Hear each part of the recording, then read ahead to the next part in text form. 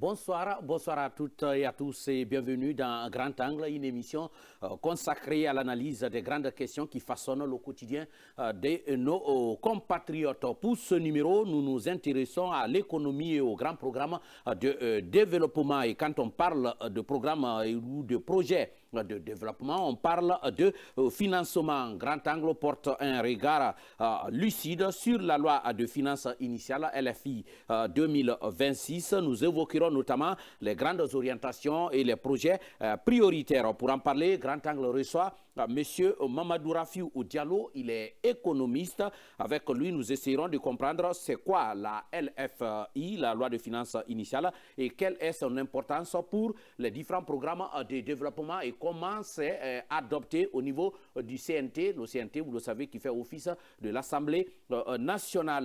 Mamadou Rafiou sera sur ce plateau dans la deuxième partie de l'émission. Dans notre focus, nos chroniqueurs reviendront sur le double scrutin législatif et communal du 24 mai avec le décret présidentiel fixant désormais l'ouverture et la fermeture de la campagne pour les législatives et les communales. Il s'agit, en tout cas, pour les législatives, du 24 avril à 0h au 21 mai à 23h59 minutes. Pour les communales, c'est du 4 mai à 0h jusqu'au 21 mai à 23h59 minutes. Les choses se précisent donc pour ce scrutin. Un scrutin censé mettre fin à la transition avec la mise en place de l'Assemblée nationale et l'installation des élus locaux et bien sûr l'élection des sénateurs. Voilà pour le menu de ce numéro de Grand Angle avec nos chroniqueurs. Idrissa Cissé, bonsoir et bienvenue. Bonsoir David Djambono, bonsoir Mamadou Saliou, bonsoir au ministère de l'Information, de la Communication et des Postes et Communication. Attention. Ouais. Bon, bonsoir à eux. Salut, oui. Bonsoir, salut. Bonsoir, salut, voilà. Bonsoir David, Oui. Bonsoir aux téléspectateurs, Oui. Bonsoir à Idrissa Cissé qui est en train d'écorcer le nom de son département. Oui. C'est quoi? Donc il a un carton jaune ce soir. D'accord. Tu peux, c'est quoi Alors, le département? Le nom du département, c'est le ministère de la Communication. Ok. Sérieux? Piaté, Vous bonsoir. êtes au sérieux? Non, nous ne sommes pas sérieux. Là, vous blaguez. Non, vous me surprenez. Ouais. Bon, le reste, C'est le ministère de la Communication, Oui. de l'Innovation Oui. et du Numérique. Et du numérique. Le reste, là, on met en connexion à Internet. bien. Ouais, c'est ce qu'il dit ça. C'est ce qu'il dit ça. Non, Oui, mais David, hier, tu nous disais que la connexion On arrive, est là. c'est très grave. Oui, David, oui. Vous savez, il y a ce qu'on peut appeler d'instabilité en ce qui concerne la dénomination de nos départements ministériels. Oui. À chaque gouvernement, On change. la dénomination change. Donc, on est tenté même Et qui dit que cette appellation même va rester, hein? Ah, Rien ne ça le peut dit. changer. Non, Ça Oui, peut changer. à l'issue Il y des a beaucoup législatives et des communales, il y a- ça pourrait changer. Oui. Ouais, ça change à tout moment. Oui. Donc, les gens ont tendance même à oublier les Oui. noms des départements D'accord. ministériels. D'accord. Oui, donc, c'est... Salut, on a compris ça. Maintenant, le fond. Ah, alors, je vais continuer mon bonsoir. Oui. Un bonsoir au monde, à la famille judiciaire, Ouais. un bonsoir teinté de compassion. Oui. On a appris la mort, oui. le décès du procureur de la République près le tribunal de première instance de Gérékoré. Monsieur Mohamed Bangoura, il est décédé dans un accident de circulation Oui, ce de la matin, circulation. de la circulation ce matin à la rentrée de la ville de Mamou. Il venait de Gérékoré pour Conakry. Très tôt, voilà, il a fait un accident où il a perdu vraiment, il a rendu l'âme. Et ce jeune magistrat a pris fonction le 13 février dernier à Gérékoré. Donc la famille judiciaire fondé un grand espoir sur ce jeune magistrat. Des jeunes très élégants comme Très, ça, très élégants, bien plein cultivés, voilà, d'énergie, voilà, avec donc, la fougue qui va avec. Ouais. Tout ça. Il y avait beaucoup d'espoir sur ce jeune magistrat. Ouais. Malheureusement, Malheureusement. moins de 2 mois après sa prise de fonction, voilà, il s'en va, il laisse le monde judiciaire en deuil. Et il faut le préciser, c'est le frère cadet d'un de nos confrères ici, à la personne de Mohamed Bangoura, un cadreur ici, qui a l'habitude de nous cadrer ici. Oui. C'est son jeune frère. Malheureusement. C'est son jeune frère. Donc, toutes nos compassions, condoléances à la famille biologique et à la famille judiciaire. À la famille judiciaire. Avant de venir à Moussa, on a appris aussi cet autre accident survenu ce mercredi à Gomboya. Oui, exactement. Deux frères aussi deux personnes qui malheureusement allaient chercher le médicament selon nos informations pour leur maman malade. C'est vraiment regrettable. Ouais, c'est un débordement. Le motard avec les deux frères derrière lui a voulu déborder pour continuer au niveau de la partie qu'on appelle emballage. Voilà, à Gomboya, emballage. Il a voulu déborder et il s'est trouvé nez à nez avec un autre véhicule qui venait. Voilà, et finalement... la moto s'est retrouvée sous les roues de la remorque et les deux frères ont perdu la vie sur le coup. Encore une fois, ça interpelle chacun à la prudence. Ça interpelle chacun. Parce que chacun doit sa partition. Les motos, on dit souvent, c'est rapide, c'est bien, mais souvent, les risques sont très élevés qu'avec la moto. Les risques sont énormes avec les motos parce que quand vous faites un accident avec une moto, c'est qu'il n'y a rien qui vous protège. Non, vous n'êtes pas protégé. C'est pourquoi même on exige le port du casque pour que la tête qui est protégée. Les autres parties, on peut avoir des fractures, bras, jambes, mais la tête, quand c'est touché, il n'y a pas de remède. Il n'y a pas de remède. Donc, prudence sur la route. Moussa Kouyaté, bonsoir. Même si Salou n'a pas répondu à ma question par rapport à la connexion interne, il a dévié la question. Oui. Moussa Kouyaté, bonsoir. Salou, ce n'est plus vous. Le temps ne m'a pas permis de répondre à votre question. Non, Salou ne pourra jamais répondre à cette question. Oui. Et très malheureusement, Salou dit que Idrissa ne maîtrise pas l'appellation de son département. Salou même qui couvre... Qui voulait rectifier, oui. Qui voulait rectifier. Non, il couvrait le ministère des Postes et Télécommunications. Maintenant, on a ajouté un peu là-dessus. Maintenant, c'est la suite, là, il perd. Voilà, et très malheureusement. L'appellation, là, n'aura pas longue vie. Oui, pourquoi?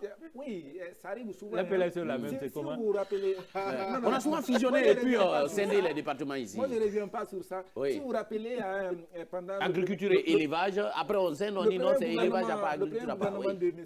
Baouri, il y a eu le ministère du Commerce et par après, deuxième gouvernement, je crois, il y a eu le ministère du Commerce, de l'Industrie PME. Et quelques mois après, voilà... On a encore scindé. Il y a eu... Exactement, on a finalement scindé. Et le plus souvent, on n'explique pas la nécessité de scinder ou de fusionner. On n'explique pas beaucoup. Je ne sais pas s'il y a eu... La population, des fois, se demande pourquoi on a scindé, pourquoi on a fusionné. Est-ce qu'il y a une réflexion très approfondie pour voir... Bien sûr. Bon, je ne sais pas. Parce que, l'appellation là, chez nous ici, quand même, David, il faut retenir que ça n'aura pas longue vie parce que... Ah bon? Mais oui. C'est le secret du pouvoir. Je ne suis pas dans le secret du pouvoir. Mais si on fait vraiment allusion au passé, on peut vraiment dire que... En s'inspirant du passé, on peut savoir que ça ne va pas porter feu. Oui. De l'autre côté, bonsoir aux paysans de Irié. Oui, je ne sais pas si... Non, dans Massanta. Dans Massanta, oui. À la lisière avec les exactement, Idrissa ne connaît pas ce coin. C'est un village très agricole qui est tellement engagé sur la nationale, dans l'agriculture. Donc, si vous nous regardez à Irié, nous vous disons bonsoir cet après-midi. Moussa, tu as qui à Irié? Irié, c'est quoi? Beril est à côté de toi ici, tu ne parles pas de Moussa, tu vas nous dire la vérité, hein? En off, quand l'émission va finir. Parce que voilà, Irié, on vous aime là-bas, on vous salue, mais Moussa va nous dire. On parlait de ces départements scindés, fusionnés. Toujours, on attend toujours. Salut. Ah, vous parlez de la dénomination? Oui, des chefs, les chefs de cabinet, les secrétaires, les doublons, les chauffeurs de les secrétaires. Oui, on a deux chefs de cabinet, des secrétaires généraux. Mais chez nous, malheureusement, malgré qu'on ait deux, on a deux chefs de cabinet, on a deux secrétaires généraux, on a deux chauffeurs pour le ministre, mais on n'a pas la connexion Internet. David, si vous regardez actuellement, partout où monsieur le ministre est, il est avec les deux chefs de cabinet, les deux secrétaires généraux. On ne sait pas qui commande qui. On n'a pas de connexion. Vous avez la réponse à ça, vous avez dit. Pas la connexion. Internet. On l'aura, on peut l'avoir à tout moment. Mais pourtant, les deux secrétaires généraux, les deux chefs de cabinet, ils travaillent tous pour rétablir la connexion. Mais pour notre cas, c'est eux qui travaillent pour rétablir la connexion. Pour notre cas précis, pour notre cas précis, quand même, pour notre cas précis, il faut savoir qu'il y a des travaux internes qui ont entraîné la coupure momentanée de la connexion Internet. Donc, en fonction de l'évolution conditions de travaux... Et selon vos informations, ça pourrait prendre combien de temps? Bon, on ne peut pas déterminer, on peut pas déterminer le temps que ça pourra prendre. Vous êtes en train de dire. Mais vous ne voulez pas dire ça aux téléspectateurs, oui. Bon, je profite de ce numéro d'aujourd'hui pour dire qu'il y a des travaux internes qui entraînent la coupure de l'Internet. Sinon, une grande maison comme la RTG, on ne peut pas manquer de l'Internet quand même. Si les éléments arrivent, par exemple, de la primature de la présidence... On va se débrouiller avec les passes Internet. Pour ces quelques jours, je pense que c'est un moment difficile pour franchir une nouvelle étape. Salut, c'est un bon... comment on appelle ça? C'est la réalité. Comment on les appelle? Les responsables de communication des départements ministériels. C'est la réalité. Il attend le décret. Une grande maison comme la RTG, on peut manquer de tout, sauf la connexion Internet. C'est la moindre chose. On a parlé du backbone ici. Oui, sinon, on a la fibre optique, on a parlé des fibres optiques, on a parlé de... Et puis on n'a pas la connexion Internet. Faire les travaux. Cette affaire au niveau des départements ministériels, le soir, dans le 20h30, il y a un décret qui glisse. Donc on espère qu'aujourd'hui... On espère que, voilà. Non, mais ça pourrait aller plus vite. Pour que, ça dit, les secrétaires généraux qui ne seront plus là, pour qu'ils sachent que non, moi je ne suis plus là, ceux qui doivent arriver, qu'ils sachent qu'ils doivent. Ça dit, pour les départements qui ont été scindés, par exemple, il y a un seul secrétaire général qui gère les deux. En tout cas, avant que le décret sorte pour mettre quelqu'un de l'autre côté. Et que le ministre ne soit pas obligé de regarder longtemps pour saluer le chef de cabinet. Des fois, on égrène même les minutes. Et après, on dit non, le ministre a regardé l'autre beaucoup plus que toi. Toi, il t'a regardé 30 secondes et l'autre, il a parlé avec lui 45 secondes. Certainement, tu n'es pas, sous l'aisselle du ministre. On attendait à des nominations. Mais sauf qu'après, selon les informations qu'on a eues, les choses commencent à se dégraisser autour de la table du conseil de cabinet. Des conseillers qui venaient. Quel département? Votre département. On a dit leur donner des informations sûres. Oui, non, très sûr. Le ministre a décidé à ce qu'on dégraisse un peu parce que non, en fait, ça ne peut pas continuer comme ça. Tous les conseillers... Mais c'est pas, Idrissa, c'est pas par des paroles on enlève les gens. Non, mais ce que je veux... Non, il ne les a pas enlevés. Ce que je veux dire, il ne s'agit pas de dire que je ne peux pas continuer avec tout le monde. C'est un décret qui les a mis là. C'est un décret qui doit aller. La salle, elle est faite pour un nombre bien déterminé. S'il y a pléthore... Transporter les chaises, Idrissa. Il y a pléthore quand même. S'il y a pléthore, peut-être qu'on peut faire à tout, même avec les secrétaires. On peut dire au chauffeur d'attendre. On peut dire au chauffeur d'attendre dehors. Mais les chefs de cabinet aussi peuvent venir à tour de rôle. Non. Ça n'est pas des sujets là. Un chef de cabinet quand même doit être présent. Pour le moment, pour les secrétaires généraux, tous les chefs de cabinet sont valables.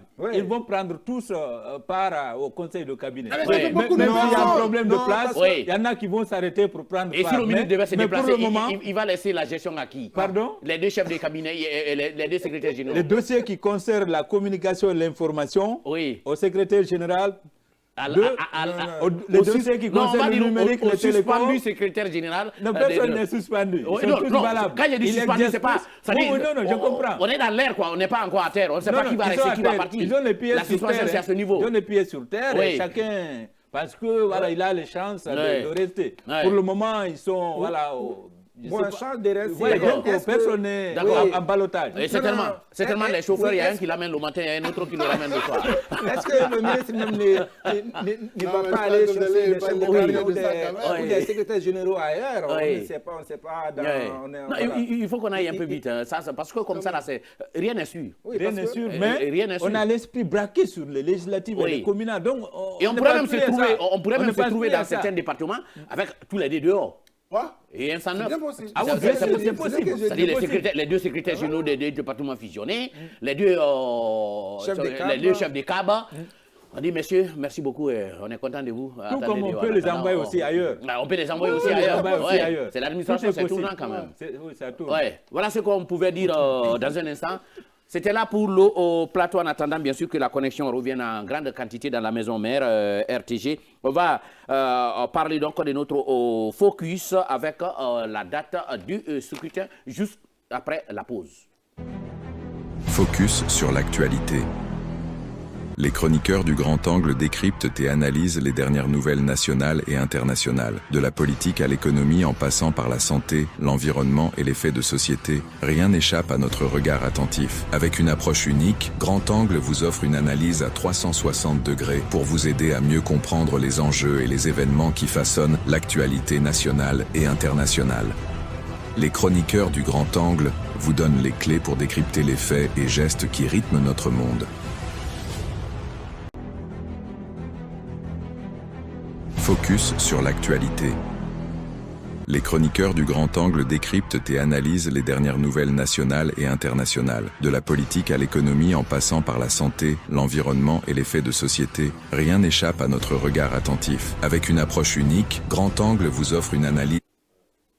De retour donc sur ce plateau pour notre focus, mais je rappelle que vous pouvez nous suivre en direct sur l'application RTG officielle, sur notre page Facebook ou la chaîne YouTube Grand Angle ou encore sur www.rtgguinée.info en différé sur TikTok et Instagram Grand Angle. Toutes ces informations sont à prendre vraiment au conditionnel parce que la connexion ici, pour le moment, ne nous permet pas de vous offrir tout ce que nous sommes en train de dire. Mais vous pouvez essayer quand même de nous joindre en écrivant à notre adresse email grandanglertgcoloma@gmail.com. Vous pouvez nous écrire des messages au 627 53 09 99, 627 53 09 99. Le service digital est tenu des mains de maître de Ibrahima Diogo Diallo. Nous allons donc parler de notre focus. Le focus, c'est bien désormais le décret fixant la date pour la campagne. Je rappelle qu'il y a 10 jours de décalage, en tout cas pour la campagne entre les deux scrutins. Pour les législatives, je rappelle que c'est du 24 avril à 0h au 21 mai à 23h59. Pour les communales, c'est du 4 mai au 21 mai, donc du 4 à 0h au 21 mai à 23h59. Quand on commence le 24 avril, vous calculez au 4 mai, ça fait 10 jours. On va faire d'abord 10 jours de campagne pour les législatives et après maintenant on commencera pour les campagnes. Salut, les choses se précisent, non? Quand on entend tout ça, la date c'est déjà le 24 mai, c'est connu. Et avec maintenant la date de la campagne, on s'est dit qu'on s'approche. Oui, les choses c'est précis. Hein? Et on est à moins de 2 mois de ces élections communales et législatives. Et à partir du moment que la date de l'ouverture et de la clôture de la campagne est fixée, ce qui veut dire voilà, on est plus ou moins maintenant précis, voilà, on est sûr, voilà, qu'on se dirige tout droit vers ces élections. Et on imagine il y aura une campagne vraiment civilisée, de la même façon que la campagne s'est déroulée. Ouais, surtout que l'enjeu pour la présidentielle était plus grand. Hein. Voilà, l'enjeu était plus grand, mais plus grand, on a assisté à une campagne quand même civilisée. Il y a eu moins d'invectives, moins de provocations. Moins de provocations. La campagne était vraiment civilisée. Il n'y a pas eu d'incident majeur durant toute la période de campagne. On imagine qu'on va vivre la même chose en ce qui concerne les législatives. Mais ça ne peut pas aussi être le cas, hein, parce que là, il y a beaucoup de postulants. Il y a beaucoup de postulants. Beaucoup de candidats à la candidature. Beaucoup de candidats à la candidature. Il faut le préciser que pour le moment, il n'y a aucun candidat déclaré parce que les dossiers de candidature ont été déposés, mais aucune candidature n'est encore validée. Donc pour le moment, nous ne connaissons aucun candidat. Mais on imagine que voilà, ce sont des candidats valables puisque leurs dossiers seront examinés, analysés avant la validation de par le MATD, par le MATD, la DGE, voilà, qui est une branche ou bien une direction qui relève du MATD. Donc on espère vraiment vivre une campagne civilisée. Mais ce qu'on a un peu condamné, c'est que c'est cette propagande inutile qu'on a vécue pendant la présidentielle, parce qu'il y a eu excès de propagande, de danse, voilà, qui ne servait pas à grand-chose. Des fois, qui noie carrément le programme de société. Qui noie carrément le programme, alors que la campagne est faite. C'est le yo-yo, la danse, par-ci, par-là. On ne cherche même plus à comprendre qu'est-ce que le candidat est venu nous vendre comme programme. C'est ça, c'est ce qu'on a dénoncé pendant la campagne présidentielle. On estime que cette fois-ci, les candidats vont profiter de cette période pour vraiment vendre, pour expliquer leur programme de société aux électeurs pour que les électeurs puissent vraiment faire le bon choix. Parce que si les citoyens ne connaissent pas le contenu des programmes, ils voter, auront du mal à choisir. Ils auront du mal, peut-être qu'ils vont faire un mauvais choix. Ils vont faire un mauvais choix et par après, ils vont regretter. Donc, la campagne est faite pour expliquer vraiment le programme de société. Qu'est-ce que je vais faire, qu'est-ce que je sais de la commune, voilà, quelles sont les priorités, voilà, comment je peux vous aider. Voilà ce qu'on doit vendre. C'est ce qu'on doit vendre pendant cette période de campagne. Et vous avez parlé un peu du décalage entre les deux périodes de campagne. Les deux périodes de campagne, parce que les législatives, c'est un peu plus de 3 semaines, les communales, c'est un peu plus de 2 semaines. Donc ça se comprend parce que les locales, c'est vraiment local. Donc la campagne se mène sur une localité vraiment précise. Oui, c'est bien circonscrit. C'est bien circonscrit. Quoi. On est à Ratoma, on bat campagne d'Aratoma. On peut avoir une semaine et puis ça passe. Voilà, même une semaine, ça suffit largement. Mais en ce qui concerne les législatives, c'est vraiment d'envergure nationale. C'est là, il y en a qui vont sillonner presque tout le pays. Donc, on comprend un peu ce décalage entre les deux scrutins. Oui. Idrissa, est-ce qu'il y a un profil idéal pour un candidat, par exemple, à la commune, à la mairie de Matam et Moussa Marchel sur Malanga? Est-ce qu'il y a un profil idéal? Il y a tellement de communes en Guinée à Conakry. Vous prenez l'exemple sur ces deux communes. D'accord. Par exemple, la commune urbaine de Forêt-Caria, par exemple, est-ce qu'il y a un profil idéal? Oui, avant de pour n'importe quel maire, par exemple. Avant de revenir à votre question, en fait, il arrive des fois, quand je vous suis, j'ai l'impression que peut-être que vous n'êtes pas en Guinée, vous ne comprenez pas ce qui se passe. D'accord. Comment vous pouvez dire aux candidats de ne pas danser, de ne pas chanter? En fait, les gars, ils se retrouvent dans ça. Peut-être que certains électeurs votent pour un candidat qui sait bien danser ou qui danse, qui n'entend pas le son de la musique. Ça plaît à certaines personnes. Sinon, si nous-mêmes... Mais Idrissa, nous sommes dans la refondation. C'est ce qu'on a vu là. Moi, je n'ai pas proposé ça. Je n'ai pas demandé aux candidats de danser. Je n'ai pas demandé, au contraire, j'ai même dénoncé. Mais vous avez vu comment c'est devenu comme une épidémie. Peut-être que les gens, ils ont compris. Non, avec une puissante sonorisation derrière. Voilà, ils ont compris qu'en dansant, peut-être que je peux impressionner beaucoup plus les électeurs de Télémélé. Parce que quand ils voient Idrissa Cissé danser, même si je ne réponds à rien, je ne... Il ne peut pas intervenir sans provoquer. non, mais c'est juste un exemple. C'est pas un concours de danse. C'est malheureux. C'est malheureux que ce soit ainsi, mais très malheureusement, c'est comme ça. C'est un problème de culture. Non, au-delà de tout, peut-être que nous qui sommes censés connaître les projets de société des candidats, c'est pas quand nous partons dans des urnes, c'est pas ce qui nous permet de voter. Je vote peut-être pour David Diombuno parce que je suis ami au petit frère de David Diombuno, la femme de David Diombuno paye le charbon chez moi. C'est ce petit des acquaintances Donc comme ça les gens, ils vont sur cette piste. Pour répondre à votre question, candidature, profil idéal, non, nous, comme l'a dit hier notre invité d'hier, on a besoin des personnes qui puissent régler les problèmes des communautés. On a besoin, par exemple, Forcaria, vous prenez Forcaria, on a besoin d'un leader qui vit à Forcaria, non seulement qui connaît les problèmes de Forcaria. Exactement, parce qu'on peut ne pas vivre là, mais qui connaît les réalités de Forcaria, parce que tu peux vivre dans une localité. Il faut être là-bas. Laisse-moi finir. Tu peux vivre dans une localité, tu sors le matin, tu rentres le soir, tu ne t'intéresses à rien.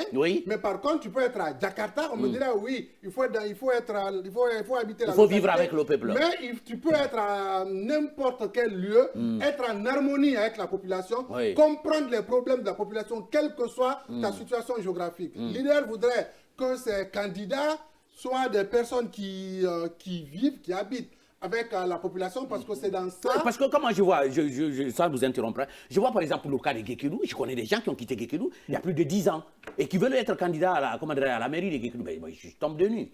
Je me pose la question. Je dis, comment ça se fait que... C'est des personnes qu'on n'a jamais vues à Guékédou, c'est pas le fait de tabasser.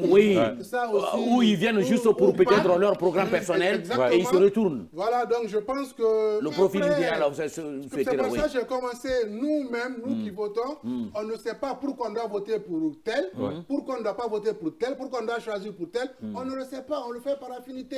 David Yomouno qui s'est présenté, son père a été ancien maire à Djekedou ici. C'est le fils de M. Yomouno, il faut que je vote pour lui. Son papa a été... Et ça, vous dites vraiment bien, parce que mon papa, il a longtemps dirigé là-bas. Mais voilà, donc, je suis un candidat idéal. Vous pouvez passer. Voilà, vous présentez, vous passez. Pour le moment, je n'en ai pas l'intention. Oui, Moussa, sur le profil, vivre avec la population, mais il faut aussi un certain niveau d'études. Ah, oui, ça compte beaucoup.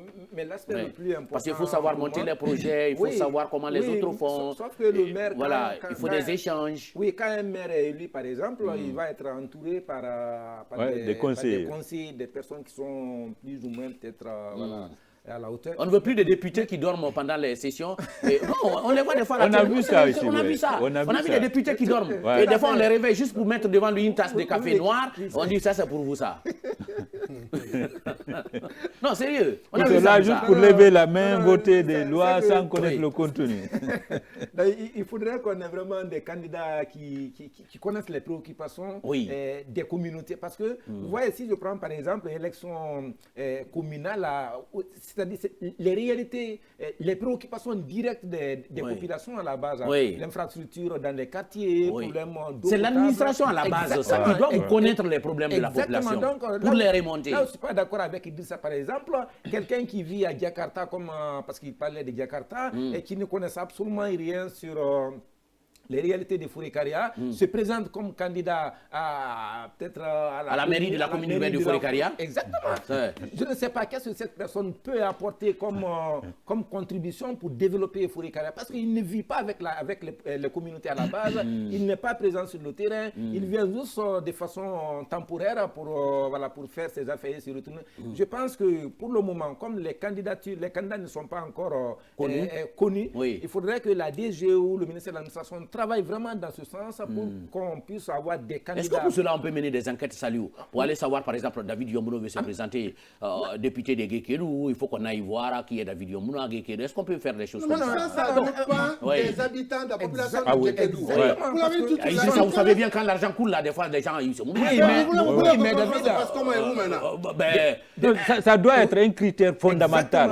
Le lieu de résidence du candidat, ça doit être un critère fondamental. Parce que dans certaines localités là et puis voilà, ça mobilise. J'avoue que tous les candidats qui se présentent quand même, c'est soit ils sont nés dans des différentes localités. Moi par exemple, je connais bien Matam. Il y a la concession familiale à Matam. Oui, je le dis. Si j'avais les ambitions de me présenter, je pouvais bien le faire. Et après pour ce petit temps déménagement à Matam. Non. Surtout que tu n'as jamais été jugé, voilà. Tu jouis de tes droits civiques. En réalité, c'est comme ça se passe.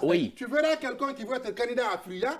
Lui-même, c'est son papa qui a construit à Fria, qui a fait tout son temps à Fria. Il a fait un petit temps. Il a fait toute sa jeunesse. Il vous dit juste que je suis natif de Fria. Ça se limite. Ça se limite là. C'est juste un exemple des un peu partout. David, je termine rapidement. Hier, j'ai félicité, on félicite rarement la HAC des... Il faut féliciter la HAC. Sinon la HAC va prendre une décision. Le communiqué. Oui, le communiqué, oui. Exactement, parce qu'on a vu quand même des sujets pré-campagne dans certains médias. Oui, dans certaines éditions d'information. La HAC a sorti vraiment un communiqué dans ce sens pour dire attention, la campagne n'est pas encore lancée.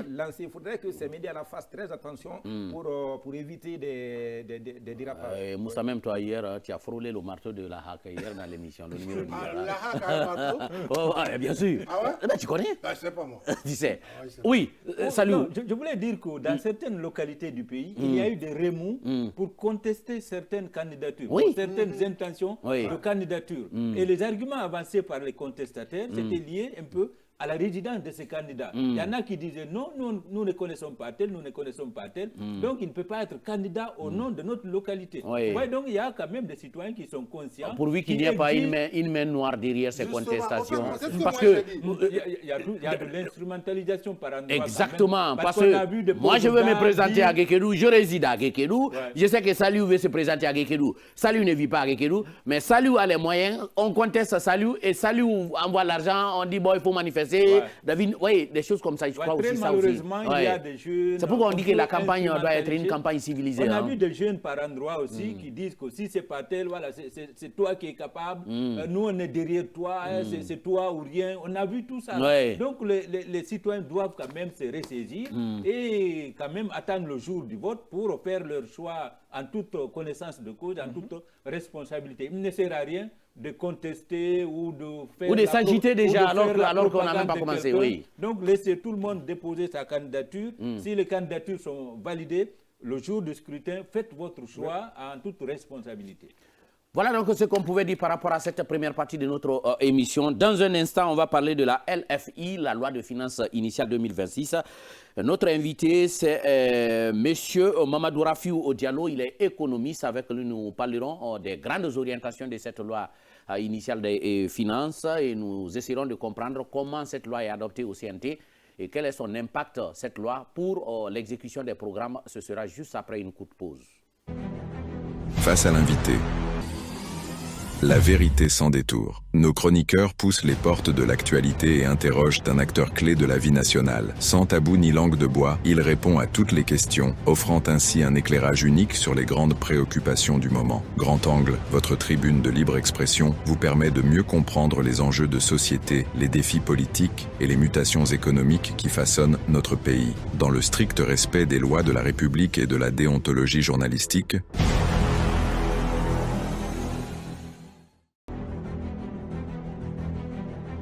face à l'invité.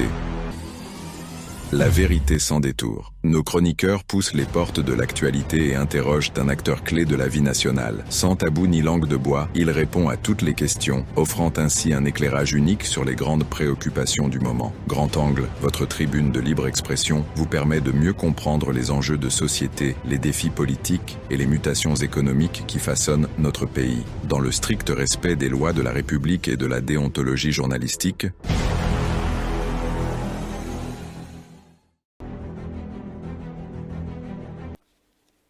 de retour donc sur ce plateau pour la deuxième partie de notre émission et on va parler de la loi de finances initiale 2026 qui se trouve devant les conseillers nationaux de la transition, le CNT, pour parler donc de cette loi et des grandes orientations. Nous recevons M. Mamadou Rafiou Diallo. M. Diallo, bonsoir et bienvenue. Bonsoir à vous et bonsoir à tous. Merci de répondre à notre invitation. Première question pour les téléspectateurs qui nous suivent. C'est quoi la loi de finances initiale? C'est quoi concrètement? En termes simples. En termes simples, oui. D'accord. Merci pour la question par rapport à la loi de finances en termes simples. La loi de finances, c'est le budget officiel de l'État qui a été soumis à l'Assemblée, adopté. Et promulgué. C'est ça la loi de finances. C'est-à-dire l'État fait ses programmes d'investissement tout le montant et on donne ça au Conseil national. C'est ça la loi de finances initiale. La loi de finances initiale. En fait, quand on parle de loi de finances, il y a trois lois qui ont caractère de loi de finances. Nous avons la loi de finances initiale, la loi de finances rectificative et la loi de règlement. Maintenant, la loi de finances initiale, c'est le budget initial. D'accord. Sur une année. Et donc, elle est généralement adoptée au plus tard le 31 décembre. D'accord. Parce que vous n'êtes pas sans savoir qu'on était dans... De l'année précédente. De l'année précédente, bien sûr. Si nous parlons de l'année 2026, par rapport au programme que l'État veut mettre en place, les dépenses de fonctionnement, les dépenses d'investissement, les dépenses de transfert et autres, les charges liées à la gestion de la dette. Et donc, l'État met tout cela dans un document. Et donc, ce document dans lequel l'État le met, c'est le projet de budget. Et donc, quand l'État le met dans le document, ce projet de budget prévoit tout ce qui est recette et tout ce qui est dépense. D'accord. Quelle que soit la nature de la dépense. Parce que dans le budget, les dépenses peuvent être classifiées en fonction de leur nature économique. On est d'accord? Et donc, ça peut être des dépenses liées aux charges financières de la dette, ça peut être des dépenses liées à la rémunération du personnel, ça peut être des dépenses de biens et services, comme ça peut être des dépenses de transfert ou des dépenses d'investissement. D'accord. Et donc, ça, ce sont les 5 titres du budget selon la classification économique. D'accord. Et donc, à partir de là, l'État se dit, pour pouvoir faire face à toutes les dépenses, pour pouvoir fonctionner et mettre en place notre politique publique, et donc on a besoin aussi des ressources financières. Et donc ça, c'est le volet des recettes. Donc l'État fait des prévisions par rapport aux ressources nécessaires pour pouvoir faire face à ces dépenses que je viens de citer. Et donc lorsque cela y est, l'État le combine, le met dans un document. Et donc quand il le met dans ce document, et donc il le transfère à l'Assemblée pour adoption. Okay. Parce que normalement, il ne doit pas y avoir ni affectation de recettes, au fait, ni prélèvement ni recettes, ni dépenses sans loi de finances. Okay.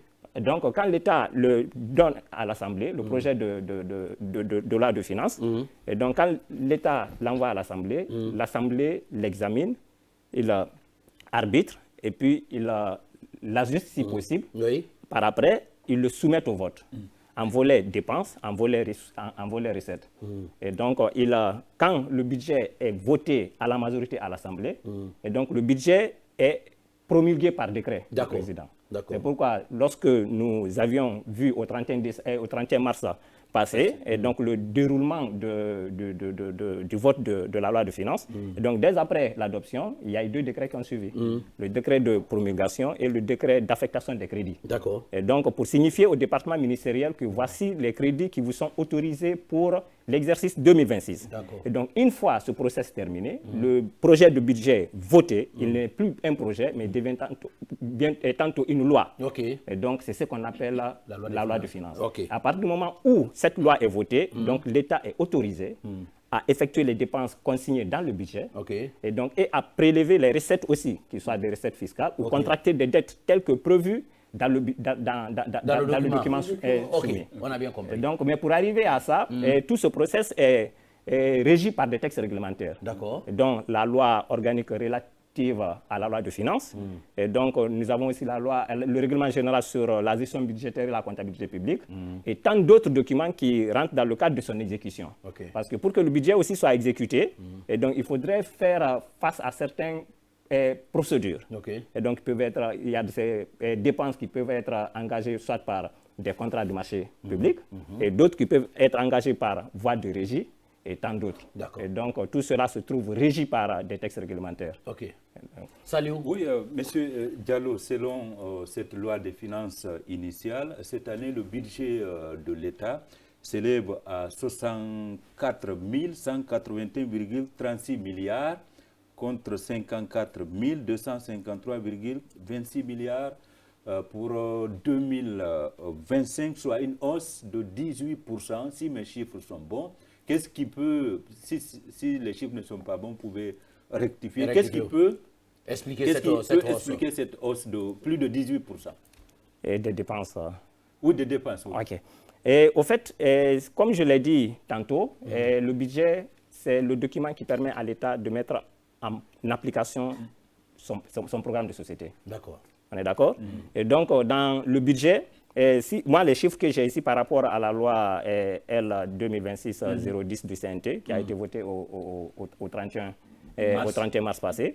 Et donc, nous avons ici, en termes de, les recettes du budget de l'État sont estimées à 55 858 milliards et 92 828 701 GNF. Ah, vous êtes fort en chiffres. On est d'accord? Oui. Et donc, ça, c'est par rapport au volet, recettes. Par rapport au volet dépenses, nous avons 64 181 milliards 362 429 887 GNF. Et donc, au vu de ces deux éléments, ça c'est par rapport à la loi initiale, la loi de finances initiale 2026. Et donc, si nous comparons ça à la loi, aux recettes, par exemple, de la loi de finances initiale 2025, et donc nous constatons un total de, 43 000, et donc en termes de loi de finances initiale. Et donc, contrairement à la loi de finances initiale 2026, nous avons 55 000 et quelques, les chiffres que je viens de dicter là. Et donc, généralement, en termes d'augmentation des recettes, par exemple, si nous prenons le volet recettes, et donc on peut supposer qu'il y a eu d'autres moyens que l'État a pu mettre en place pour pouvoir avoir encore beaucoup plus d'impôts sur soit le contribuable, qui peut être des entreprises, qui peuvent être des ménages et autres. Et donc, comme nous pouvons supposer aussi que l'activité économique, on suppose, parce que le budget se fait sur la base d'une prévision. Le budget, c'est une prévision. Donc tous les chiffres que nous sommes en train de dire, il n'est pas dit que l'État a encore la même mise sur ces chiffres-là. Et donc c'est des prévisions de recettes et de dépenses. Et donc l'État suppose que courant l'exercice 2026, il peut y avoir une prévision d'augmentation de la production. Et donc, quand il y a une augmentation de la production, certainement, comment dirais-je, le chiffre d'affaires des entreprises augmente. Quand le chiffre d'affaires des entreprises augmente, ça veut dire que l'impôt à payer va forcément augmenter. Et donc, au fur et à mesure qu'il y a d'autres, et que le pays peut être, comment dirais-je, convoité par d'autres investisseurs. Et donc, au fur et à mesure que les gens viennent investir et que ça crée de la valeur ajoutée, et donc ça veut dire par conséquent, l'impôt aussi, comment dire, les recettes fiscales vont augmenter. Et donc cela peut expliquer l'augmentation des recettes. Est-ce que cette augmentation peut s'expliquer aussi par la bonne santé de l'économie guinéenne? Parce qu'on a entendu des experts de la Banque mondiale, du Fonds monétaire, qui disent que l'économie guinéenne se porte très bien. Avec Simandou qui arrive. Oui, avec Simandou, tout ça. Est-ce que cette augmentation peut s'expliquer par ça aussi? Et c'est ce que je suis en train d'expliquer au fait. Si nous disons que les gens continuent à investir davantage dans l'économie guinéenne, ça veut dire que l'économie guinéenne se porte mieux. D'accord. À date. Et si non, par exemple, si ça trouvait que, si nous voyons l'arrivée de ces experts qui viennent apprécier les efforts qui sont en train d'être mis en place par rapport au plan de développement socio-économique durable et responsable Simandou 2040, et donc parce que on ne se limite plus à dire Simandou 2040, et donc ça devient maintenant un plan de référence, comme le plan de référence intérimaire. Et donc tout le programme de développement de la Guinée de 2026 jusqu'en 2040, il y a des projets qui sont indiqués dans ce plan de développement. Et donc, ce qui a été voté, si j'ai bonne mémoire, le 5 mars. C'était avant l'annonce de la politique générale du gouvernement par le Premier ministre Bahouri. Et donc, c'est sur la base de ces programmes et projets indiqués dans le plan Simandou 2040 que effectivement le budget a été programmé. Parce que quand nous partons sur la base des informations contenues dans la loi de finances initiale 2026, nous retrouvons dedans plus de 248 projets répartis entre les différents secteurs. Et donc même, comment dirais, sur la plateforme, la page de la présidence, à un certain moment, on a vu la première vague des projets programmés pour les 5 prochaines années. Parce que le programme Simandou 2040 se répartit en 3 phases, en 3 vagues, de 5 ans. Et donc le premier dans lequel nous sommes, c'est la période 2026-2030. Après, nous irons dans la vague 2035, après de 35 à 40. Et donc, c'est en 3 séquences. Et donc, pendant cette première séquence, nous avons 248 projets indiqués et plus de, si j'ai bonne mémoire, parce que j'ai essayé de jeter coup d'œil un peu sur la loi de finances initiale, et donc nous recensons à peu près plus de 25 programmes. Et donc parmi les 25 programmes, ils sont répartis entre 11 départements ministériels. Et donc parce qu'ils ont choisi des départements pilotes qui doivent expérimenter la programmation budgétaire sur la base, le budget orienté aux résultats en émo. Et donc le budget programme. Et parce qu'avant, on était sur le budget moins, et donc on se disait, oui, pour fonctionner, on a besoin juste des tables, on a besoin des véhicules pour faire telle chose, on a besoin des équipements, on a besoin de telle chose pour pouvoir fonctionner dans un département ministériel, sans les affecter un objectif. Et donc, quand le budget programme, quant à lui, et vous fonctionnez sur la base d'un objectif, on vous assigne des objectifs. Et donc, par exemple, vous avez besoin d'un véhicule. Ce véhicule-là doit servir à quoi? Et qu'est-ce que nous attendons de vous dans le domaine de l'éducation, par exemple? Dans le domaine de la lutte contre le palu, par exemple? Dans le domaine de la scolarisation de la jeune fille, par exemple? Dans le domaine de la lutte contre contre les violences basées sur le genre. Et donc, il y a des programmes qui sont mis en place. Et sur la base de ces programmes, il y a des missions qui sont définies, il y a des activités, il y a des objectifs qui vous sont assignés. Et sur ça, il y a des indicateurs de performance. En même temps, maintenant, on met les moyens à votre disposition. Et donc, les ressources sont définies. Et donc, ces ressources qui sont définies là, avant, on était sur cette base. Et donc, on se disait, pour fonctionner, on a besoin des des fonds pour le personnel, c'était la première, comment dirais-je, le titre 2, et donc les dépenses du personnel, et donc on définit, on ne dit pas l'objectif qu'on attend derrière. Et donc après on dit on a besoin juste des dépenses sur les biens et services, on ne dit pas on achète les biens, vous faites votre besoin en termes de biens et services, et puis vous logez ça dans un document, l'argent vous est affecté. Parce que vous dites pour pouvoir fonctionner normalement courant toute l'année, vous avez besoin de ça. Un budget de fonctionnement. Un budget de fonctionnement, il y a aussi le budget d'investissement. Et donc au niveau du titre 5 du budget, et les dépenses d'investissement.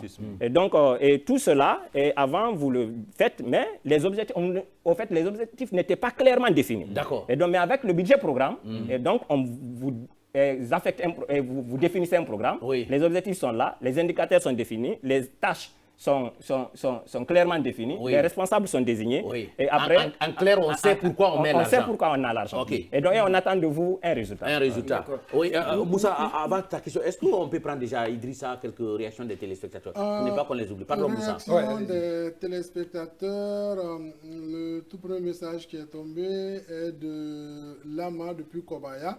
Il dit bonsoir Grand Angle, vraiment vous avez un très bon sujet sur la table. Continuez à véhiculer le message pour que la campagne législative et communale se passe dans de très bonnes conditions.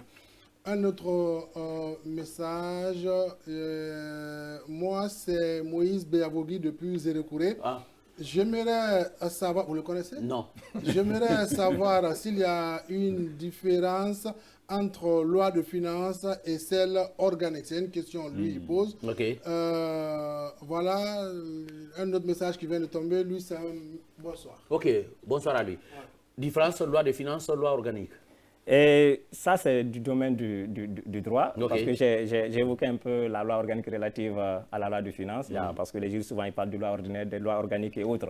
Et ça, c'est leur domaine, je ne vais pas m'aventurer sur ce sujet. Et donc, la loi de finances, quant à elle, je le répète, c'est le projet de budget de l'État qui a été soumis à l'Assemblée et qui a fait l'objet d'un vote.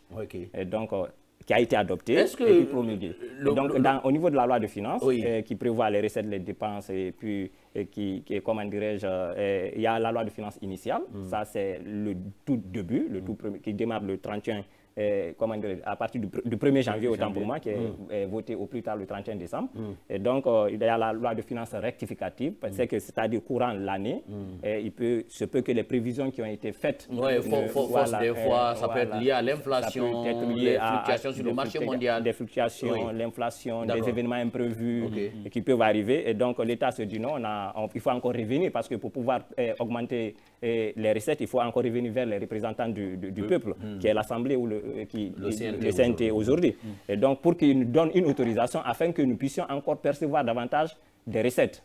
Et donc, vous revenez, et puis ça, c'est courant l'année. Est-ce qu'il arrive que le budget voté, Moussa, pardon, que le budget voté par le gouvernement soumis au CNT, est-ce qu'il arrive que ça soit, que certains chiffres changent, par exemple, ou bien ça passe comme une lettre à la poste? Et au fait, le budget, avant qu'il ne vienne, il suit plusieurs arbitrages, en tout premier lieu. Parce que les départements sectoriels, les institutions, pas forcément ça je sais. Une fois le gouvernement envoie, et donc à l'Assemblée, le ministre en charge de l'économie, des finances et du budget présente le budget. Comme on l'a vu la dernière fois. Et donc, la ministre a présenté le budget. Et donc, après, il y a eu des commissions qui ont été constituées où chaque département ministériel passe devant une commission constituée. Tout à fait. Et pour pouvoir défendre son budget. Maintenant, au CNT, par exemple, il y a la commission économie, finance. Il y en a plusieurs. Et donc, ils passent avec leur projet de budget, comment dirais-je, lié à leur secteur, à leur département. Et donc, ils défendent devant les techniciens qui sont constitués à cet effet à l'Assemblée. Et donc, au moment de cette discussion, il peut y avoir des réajustements. Il peut y avoir des réajustements. C'est pourquoi lorsque nous avons vu le rapport qui a été... Des réajustements à la baisse ou bien à la hausse? À la baisse comme à la hausse. Parce que c'est des représentants du peuple. Et qui paye les impôts là? Qui paye c'est le peuple qui paye, c'est pour qui on dépense encore. C'est pour ce peuple-là. On est d'accord? Et donc, vu qu'ils sont nos représentants, ils ne peuvent pas venir individuellement contacter tout un chacun. Ils sont là-bas pour nous. Et donc, ils défendent nos intérêts. Et donc, à partir de là, il peut y avoir des réajustements. Et comme aussi, il peut y avoir des recommandations. Ils peuvent accepter avec recommandations à l'appui. C'est pourquoi ce que nous avons, ce à quoi on a assisté le 31 mars passé, on a vu les deux rapports des conseils nationaux. Et donc, où il y a eu d'abord un premier rapport, je ne sais pas si c'était lié aux dépenses, il y a eu un autre rapport sur les recettes. Et après lecture, et donc les conseils, les conseils, les deux rapporteurs, et c'était toutes les commissions qui ont travaillé, mais c'est cette commission-là qui a présenté le rapport parce que c'est la commission budget et ainsi de suite. Et donc, ils ont fait des recommandations au gouvernement. D'accord. On est d'accord. Okay. Et donc, ils peuvent faire des recommandations. Si le budget est validé entre eux, c'est pourquoi lorsque le budget a été soumis, ça a été accepté à l'unanimité parce que chacune de ces commissions s'est retrouvée dans les recommandations qui ont été lues devant le peuple. Et même, si j'ai bonne mémoire, ils avaient même demandé à ce que les rapports-là soient annexés au budget. Au budget. Voilà. Ou éventuellement, oui, Moussa, pour oui, votre alors, question. M. Diallo, chaque année, c'est le même exercice. Et la dernière fois, j'ai suivi la séance à la télé, j'étais avec une dame qui entendait des milliards et des milliards. Hein, le mot milliard, là, beaucoup. Comme on les a prononcés. Exactement, le mot milliard, là, beaucoup. Elle a retenu quand même ce mot. Mais par après, la dame me dit, ah, mais nous, on ne comprend plus rien. Et on voit, cela ne se répercute pas sur nos quotidiens. Exactement. Si je prends seulement sur le secteur hydraulique, et par exemple, si l'État décide d'envoyer des milliards et des milliards à la disposition de ce département, mais vous prenez certains quartiers de Conakry, l'eau ne coule pas dans les robinets. Comment est-ce que cela vraiment va changer le quotidien même de ces habitants? On va parler des grandes orientations. Et au fait, le budget, comme je l'ai dit, le premier élément, c'est le cadre macroéconomique. Parce que l'État définit d'abord les priorités. On est d'accord? Et puis des hypothèses par rapport à l'inflation, par rapport à ce que vous venez de dire, à l'amélioration du bien-être de la population en un mot. Et donc, l'État ne peut pas tout faire. Leur vocation, c'est de servir tout le monde. Je ne prends pas leur défense. On est d'accord? Et donc, c'est de servir tout le monde. Et il se peut qu'il y ait beaucoup de projets. Par exemple, vous avez pris le cas du ministère de l'hydraulique. Par exemple, si nous parcourons un peu les projets qui sont prioritaires.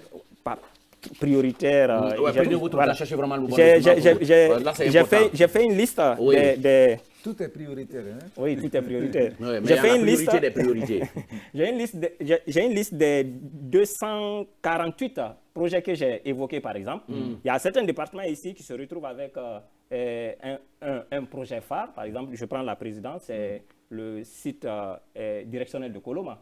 On est d'accord? Qui se retrouve avec un seul projet. Nous avons d'autres départements. Nous avons par exemple le ministère de l'Urbanisme, de l'Habitat et de l'Aménagement du Territoire avec 26 projets. Et donc ainsi de suite. Chaque département ministériel, à travers, généralement, si c'est des départements sectoriels, le Bureau de stratégie et de développement, leur BSD. On est d'accord? Et donc ils font des études. Ils descendent sur le terrain. Je parle de ce qui doit être, parce que c'est des représentants. L'idéal. Et donc ils descendent sur le terrain, ils identifient les besoins des différentes populations dans les différentes zones d'intervention. Et donc, quand les besoins là sont identifiés, c'est remonté, étudié, analysé et proposé, par exemple, dans le cadre du programme 2026 ou 2027. On est d'accord? Et donc, si cela est accepté, par exemple, pour que ce soit inclus dans le budget du département, c'est normal que ce soit exécuté. Mais il peut y avoir des programmes qui sont acceptés ou des projets qui sont acceptés pour être logés dans le budget de l'État qui peuvent ne pas être réalisés. Pourquoi? Parce que c'est des prévisions. Il se peut que les ressources prévues pour que ces projets puissent se réaliser ne soient pas obtenues. Attends. Et donc, lorsque les ressources prévues ne sont pas obtenues pour pouvoir mettre, comment dirais-je, en œuvre ces projets-là, et donc, quelque part, c'est pas facile de comprendre, mais c'est des choses possibles. Est-ce que c'est le fait que... Oui, possibilité, justement, est-ce que, à supposer cette loi des finances 2026 passe au CNT, le gouvernement, la loi est passée, est-ce que dans l'exécution, le gouvernement peut dire, par exemple, au niveau du ministère de la Communication, on avait prévu, c'est juste un chiffre que je donne, on avait prévu 100 milliards, mais il y a une autre priorité au niveau du ministère de la Santé, on va prendre peut-être un peu dans le budget du ministère de la Communication pour faire face à cette urgence. Et le transfert des fonds, est-ce que c'est possible? Le transfert des fonds, ça obéit à des principes qui sont définis dans la loi organique relative aux lois de finances. D'accord. Et donc pour ces transferts-là, c'est un peu technique, et donc il demande toute une autre procédure et toute une autre autorisation. D'accord. Donc, parce que le budget qui est déjà là, ça vous a été autorisé par les représentants du peuple. Et donc, s'il faut changer, il y a toute une procédure qui est possible. Normal. Pas parce qu'on vous a dit que le budget, on vous accorde tel comme étant ministère de l'information.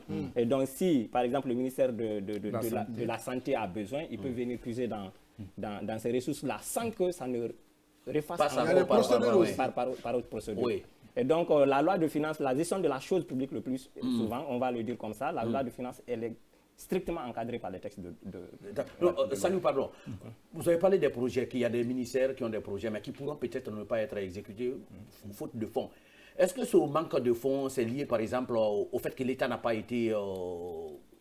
peut-être la taxation n'a pas été ça, ou l'assiette fiscale, par exemple, on n'a pas agrandi. Pourquoi les fonds ne sont pas là alors que c'est voté déjà? Et au fait, je reviens à ce que j'avais dit au départ.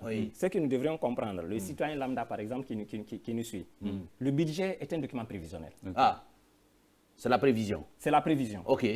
Mais une prévision basée sur des études. Basée sur des études du terrain. Voilà. Il n'est pas dit que tout ce que vous prévoyez de faire, que vous allez c'est assuré à 100%. Oui. On est d'accord? D'accord. Aujourd'hui, dans le budget, par exemple, il y a des projets qui doivent être réalisés sur fonds propres de l'État.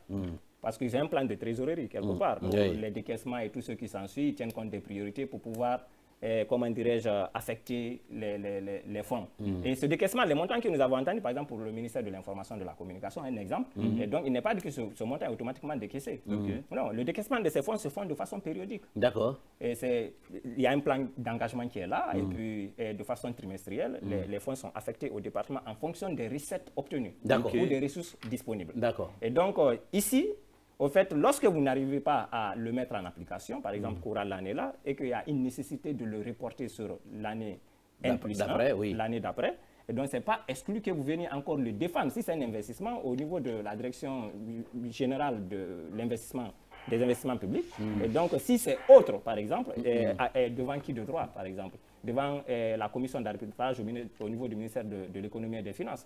Et donc, ça ne veut pas dire que tout ce que nous prévoyons dans le budget, c'est possible de l'exécuter. C'est l'idéal. Si tout est exécuté, c'est l'idéal. Si nous obtenons les ressources et pour pouvoir les mettre en application, c'est l'idéal recherché.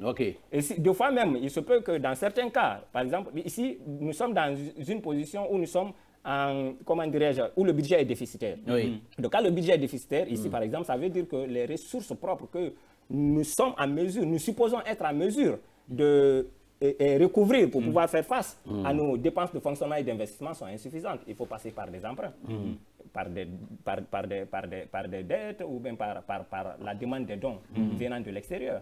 Et donc, lorsque, par exemple, nous venons pour nous endetter auprès d'autres, ce n'est pas obligatoire qu'ils nous les donnent. Et si on ne les obtient pas, mais il arrive aussi, M. Diallo, ça c'est connu de tout le monde, il arrive aussi que les fonds soient disponibles et que le projet ne soit pas exécuté. Par exemple, des fois, il y a des projets qui sont, on se rappelle, le chef de l'État avait demandé de monter les projets bancables. Des fois, les fonds sont là, mais voilà, les projets ne sont pas exécutés. S'il n'y a pas un ministre visionnaire, par exemple.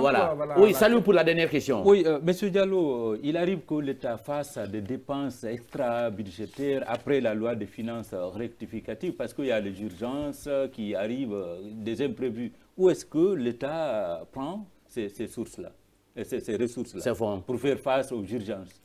Et le plus souvent, et si nous parlons du budget, au fait, la loi, elle est faite pour être respectée. On est d'accord? On dit loi de finances, elle a été votée.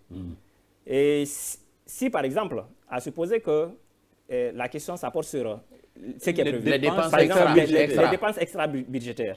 Et dans les conditions normales, je parle de ce qui se doit, dans la logique des choses. La logique des choses. Dans les conditions normales, aucune dépense ne doit être exécutée qui ne figure pas dans la loi de finances.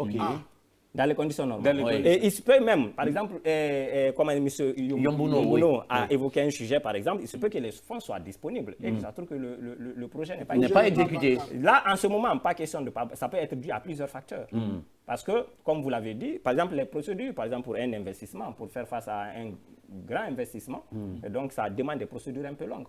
Et donc, il se peut que vous lanciez votre procédure, par exemple, de décaissement. Pas de décaissement, avant d'arriver au décaissement.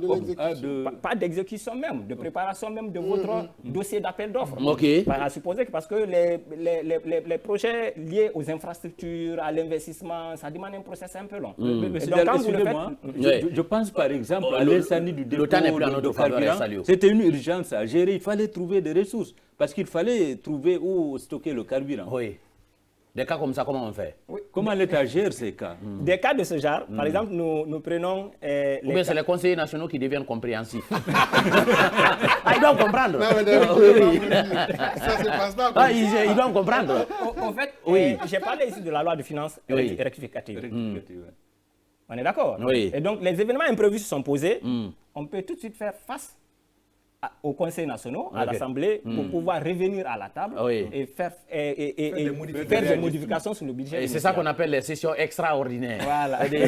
Du Conseil national du CNT, Voilà, donc c'est ce qui arrive le plus souvent. C'est la loi de finances rectificative qui vient régler ça.